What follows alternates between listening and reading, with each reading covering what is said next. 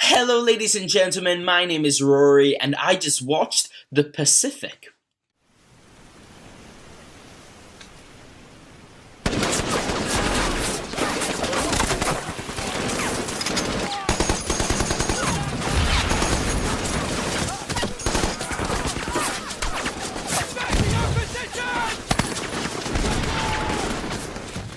The Pacific is a mini TV series which was on HBO a few years ago. It had Steven Spielberg and Tom Hanks as executive producers, and it follows the tales of a few Marines in the US Army and their role in World War II in the Pacific Ocean, so all these islands around Indonesia, working their way up towards Japan, who they were fighting in World War II.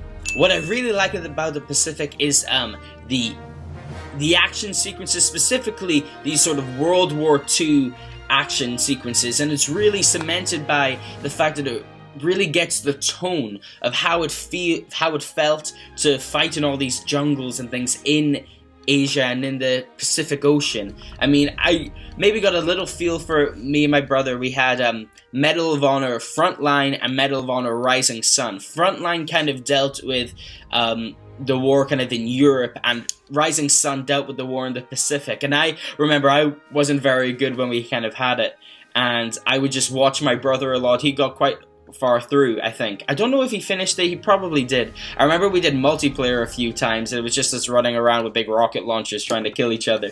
But I remember really there was a couple of levels where you'd be in this boat in like this river, then you'd kind of be in the jungle, and it was really like you couldn't see. I mean, it's just a video game for the PS2, mostly because the graphics aren't what they are today, but it's really dark, you can't really see what's going on, and you're trying to like listen because it's quiet, you're kind of trying to keep your radio on low, and then all of a sudden everything explodes and there's action and there's gunfire and everything's crazy, and you really got that sense in the Pacific of going from like absolute silence to suddenly crazy absolute chaos with these both sides fighting each other, the machine guns going. I mean, it's a much darker topic, the Pacific, than a lot of the episodes I've done so far. Really quite serious, but I think it really sets that tone well, and what these Marines had to deal with in these circumstances, really intense, not good stuff, so it really nails that pretty spot on for me. What I don't like so much about the Pacific is that I don't feel there's as much character development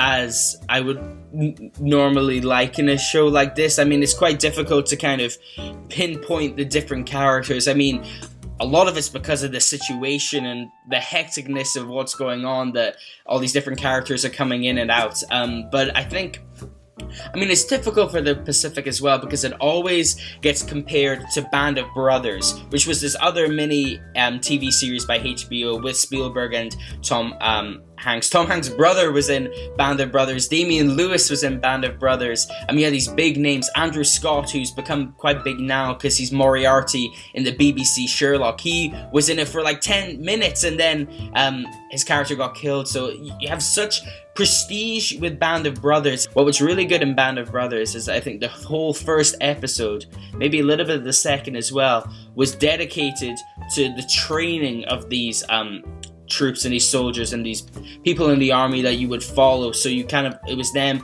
at their home base, you got to know kind of what their characters was about, and you had this really strong foundation which you then for the next 9 episodes were building from. But in the Pacific they throw you in a bit quicker, so you're a bit kind of all over the place with trying to work out, you're trying to get a sense of who these people are, but also there's so many people in this, obviously this onslaught of action as well coming on, that it's a little bit more difficult to place. And then you get a couple of episodes in and you're starting to get a hang of it, but then the focus shifts to another group and you've got another set of characters you need to kind of get your head around, and it doesn't have as much of a through line in terms of character development as Band of Brothers had, so that lets it down for me a bit. I struggled to engage as much with each of these individual characters. Third point, what I also really liked about the Pacific is that it really got me to like think on a more grand scale. I mean, Dragon Age Inquisition wasn't really getting me to think a whole lot. It was this crazy fantasy escape. Pokemon Moon wasn't getting me to think that much outside of, oh, I can't wait to catch that Pokemon or level up that Pokemon. But in terms of outside the game, I mean, I'm having an absolute blast playing those games, but I'm talking about outside. You've switched off the remote, you've closed the 3DS, you've switched off the PS4, and you're just like thinking. The Pacific had me thinking a lot, and it's a bit more of a serious tone, but thinking like, how would I be in this sort of conflict if I was drafted into some war? What would my role be? Would I be any good? Would I be too scared? I don't know. It got me really thinking about these really deep things, and I think you can tell that the show is doing well when it gets you to think about these things. When it's a game or a show or a movie, after you've shut it down and you're just chilling out, it's the next day or a week after, and you're like going to sleep, or you're just walking around, you're going for a walk or whatever, and these sort of things come into your head, and you're like, whoa, this thing is really like got that inner dialogue in me. Like, would I flick under the pressure? Would I be loyal? Could people rely on me? And all these questions just because of this one TV show with 10 episodes. So I think that's something which is really good about the Pacific, that I found it with Band of Brothers as well. It really got me thinking, like, how would I be in a war of this magnitude? Would I be good? Would I be rubbish? I don't know, but it got me thinking, which I think is something which is to the advantage, to be praised about the Pacific. So, to the final score, I mean, I guess, yeah, this has been a bit more of a serious tone, not as jolly. I'm sure I will get back to jolliness, but I thought it'd be good to bring it down a bit, take it down to a different level, a more serious level about things. I mean, talking about war, it's a serious topic, but the Pacific, I'm giving it a 7.8. 7.8, so it's above the Defenders. The Defenders is still at the bottom of the pile.